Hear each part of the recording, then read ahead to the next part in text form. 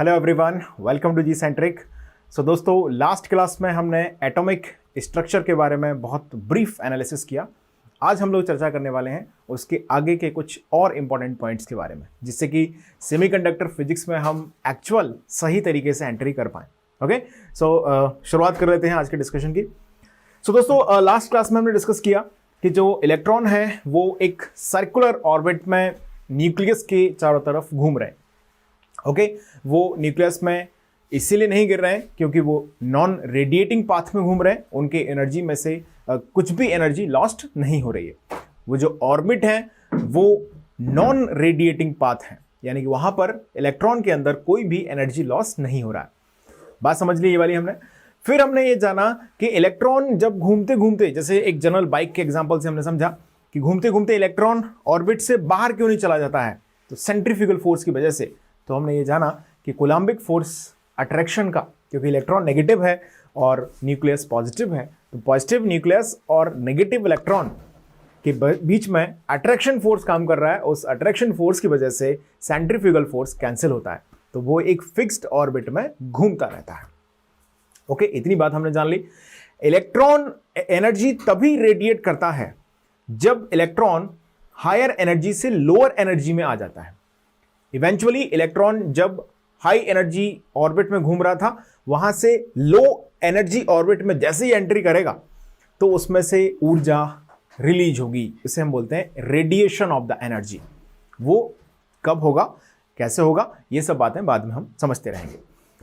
इतनी यहां तक की पिक्चर सभी को क्लियर है। अब थोड़ा सा मैं एटॉमिक स्ट्रक्चर में एनर्जी लेवल्स और ऑर्बिटल या ऑर्बिट जिसमें इलेक्ट्रॉन घूम रहा है, उनके बारे में थोड़ा सा हम कुछ बातों पर प्रकाश डालते हैं। समझिएगा, जैसे गाइस मैंने आपको बोला, अभी लास्ट क्लास में भी हमने ये डिस्कशन किया कि इलेक्ट्रॉन जो है वो फिक्स्ड ऑर्बिट में घूम रहा है। जैसे मान लीजिए ये न्यूक्लियस है, ओके, और इसके अबाउट जो ऑर्बिट्स बने हुए हैं उनमें इलेक्ट्रॉन घूम रहा है। जैसे मान लीजिए ये फर्स्ट ऑर्बिट है। ऑर्बिट मतलब एक तरह से आप ऐसे समझिएगा कि एक सर्कुलर ट्रैक बना दिया। जैसे आपने एक इमेजिनरी, आप एक इमेजिन करके चलें, मान लीजिए आपने एक रोड बना दी, एक चौक है, चौराहा है, स्टैचू बनी हुई है यहाँ पर, उसके चारों तरफ आपने एक रोड बना दी फिक्स्ड लेंथ की। मतलब आपने उसकी चौड़ाई उतनी रखी जितनी एक बाइक उस पर घूम सकती है, उसके कम भी नहीं और उससे ज़्यादा भी नहीं, और उस पर बाइक घूम रही है ऐसे। तो इलेक्ट्रॉन भी इसी तरीके से है। जैसे मान लीजिए ये फर्स्ट ऑर्बिट है, न्यूक्लियस के सबसे क्लोज कौन सा ऑर्बिट हो गया, फर्स्ट ऑर्बिट है। अब उस फर्स्ट ऑर्बिट के अंदर इलेक्ट्रॉन घूम रहा है। जैसे मान लीजिए ये इलेक्ट्रॉन है, ये घूम रहा है इस तरीके से, फर्स्ट ऑर्बिट में इलेक्ट्रॉन घूम रहा है। ओके, तो ये जो ऑर्बिट है दोस्तों, ये एक फिक्स्ड रेडियस का ऑर्बिट है। ओके, इसका मैथमेटिकल रिलेशन क्या है उसकी मैं बात करूंगा, पहले आप समझिएगा। इलेक्ट्रॉन ऐसा नहीं है कि जो न्यूक्लियस है उसके बिल्कुल करीब, या मतलब उसके बाद, न्यूक्लियस के बाद का जो एटम का जगह बची है वहां पर कहीं भी घूम रहा है इलेक्ट्रॉन, कहीं भी इलेक्ट्रॉन जा रहा है, कहीं भी किसी भी सेक्शन में सर्कुलर ऑर्बिट में घूम रहा है, सर्कुलर ट्रैक पे घूम रहा है, ऐसा नहीं है। इलेक्ट्रॉन को एक ट्रैक दिया गया है, एक पाथ दिया गया है, उसी पाथ पर इलेक्ट्रॉन घूम रहा है। ओके, अगर मान लीजिए हाइड्रोजन एटम है तो उसमें एक ही इलेक्ट्रॉन है, एक प्रोटॉन है, तो एक ही ऑर्बिट की जरूरत है। अब मान लीजिए हमने जो कंसीडर किया है वो एटम, उसके अंदर ज्यादा नंबर ऑफ इलेक्ट्रॉन है, तो एज यूजुअल उसके अंदर जो ट्रैक होंगे वो भी ज्यादा होंगे। तो इस तरीके का आप समझिएगा, बहुत सारे इनफाइनाइट नंबर ऑफ, हम मान सकते हैं एक थियोरेटिकल साइंस में बोले, बाकी जितना एटम का एटॉमिक नंबर होगा उसके अकॉर्डिंग वहां पर ट्रैक्स होंगे। तो ये हो गया पूरे एटम का एक्चुअल स्ट्रक्चर। कुछ ऐसा दिखता होगा एटम। अब समझना मेरी बात ध्यान से। हमने फर्स्ट ऑर्बिट कंसीडर किया, तो फर्स्ट ऑर्बिट में दोस्तों हो सकते हैं मैक्सिमम 2 इलेक्ट्रॉन, हम जिसको बोलते हैं ना 1s2। एटम का एटॉमिक नंबर डिफाइन करने का जो फॉर्मेट है 1s2, 2s2, 2p6, 3s2, 3p6, okay इस तरीके से 3d10 आगे बढ़ते जाएंगे। ओके 3p6, फिर आ गया 3s2, 4s2, 4p6, 4d10, ऐसे ऑर्बिट में नंबर ऑफ इलेक्ट्रॉन्स का जो पैटर्न है, जो फॉर्मेट है, वो बनता जाता है। तो यहां पर हमने फर्स्ट ऑर्बिट डिफाइन किया। अब सेकंड ऑर्बिट में कितने इलेक्ट्रॉन हो सकते हैं दोस्तों? सेकंड ऑर्बिट में हो सकते हैं 2, यहां पर है 2s2, 2p6, ये सेकंड ऑर्बिट हो गया, ये है सेकंड ऑर्बिट। ये था फर्स्ट ऑर्बिट, ओके ये है सेकंड ऑर्बिट, और ये हो गया आपका थर्ड ऑर्बिट, इस तरीके से। अब सेकंड ऑर्बिट में हो सकते हैं दोस्तों 8 इलेक्ट्रॉन। तो यहां पर फर्स्ट में हो गए 2, सेकंड में हो सकते हैं 8, यानी कि इलेक्ट्रॉन इलेक्ट्रॉन इलेक्ट्रॉन इलेक्ट्रॉन, 4 हो गए, 5, 6, 7 और 8। ये सेकंड ऑर्बिट हो गया। इसमें इलेक्ट्रॉन घूम रहे हैं दे दनादन, बाइक है उनके पास, दन दन दन दन दन चले जा रहे हैं। ओके सेकंड ऑर्बिट हो गया।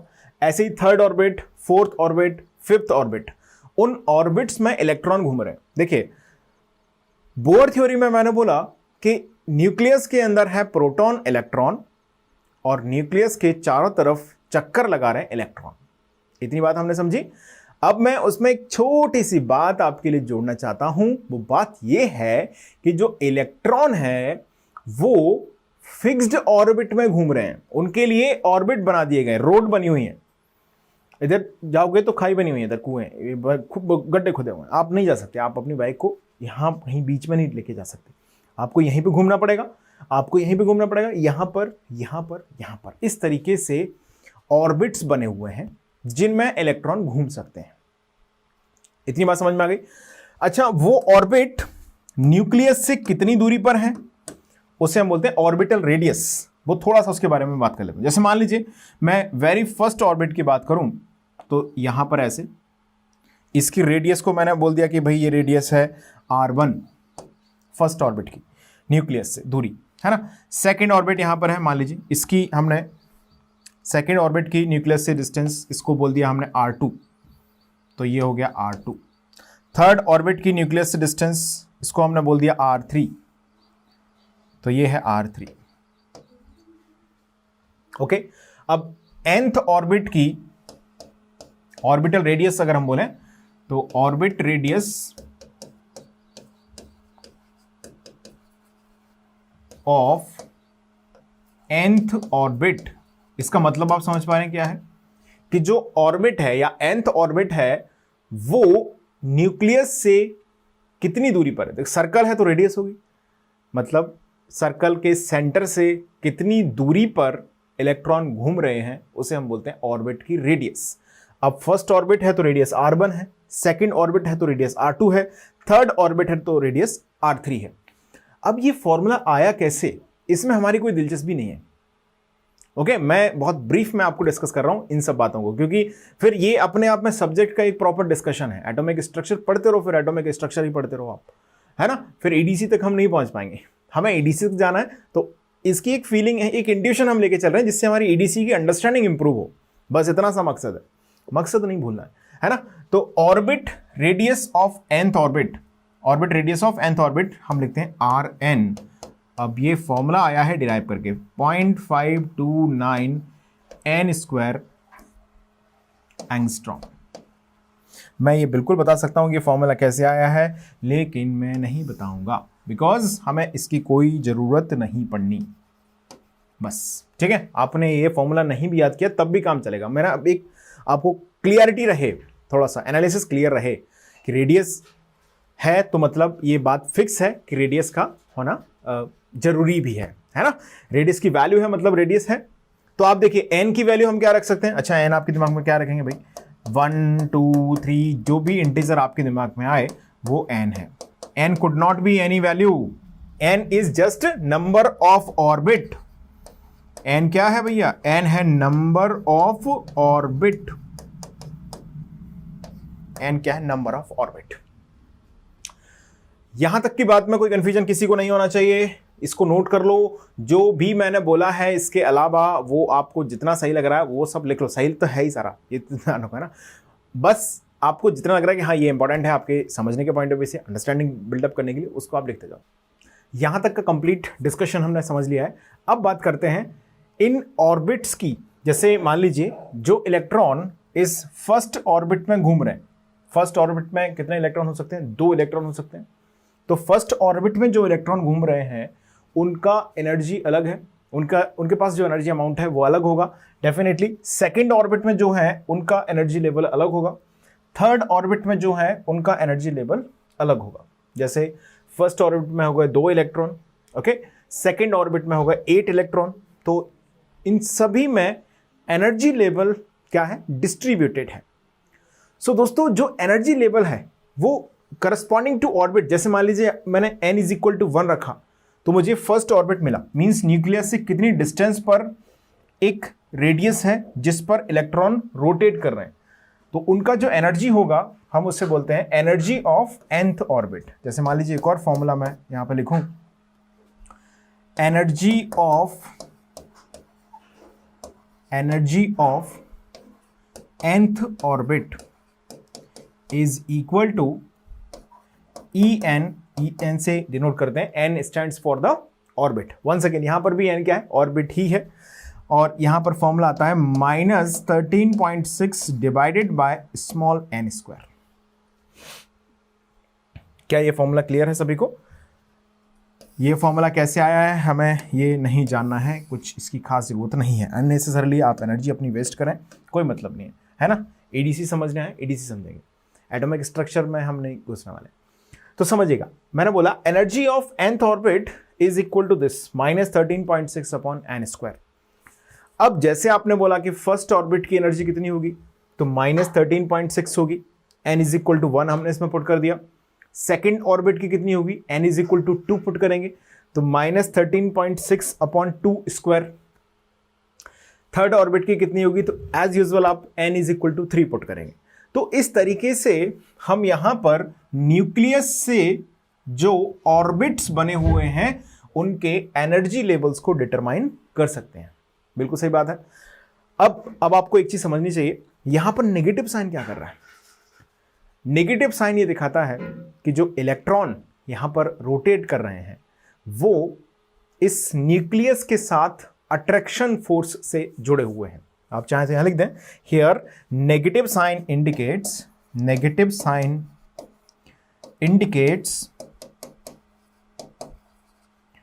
attraction force between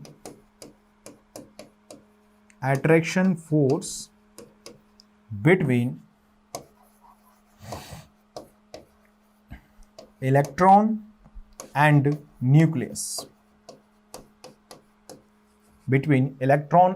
nucleus, तो दोस्तों फर्स्ट ऑर्बिट की अप्रॉक्स एनर्जी है -13.6 अपॉन 1 स्क्वायर।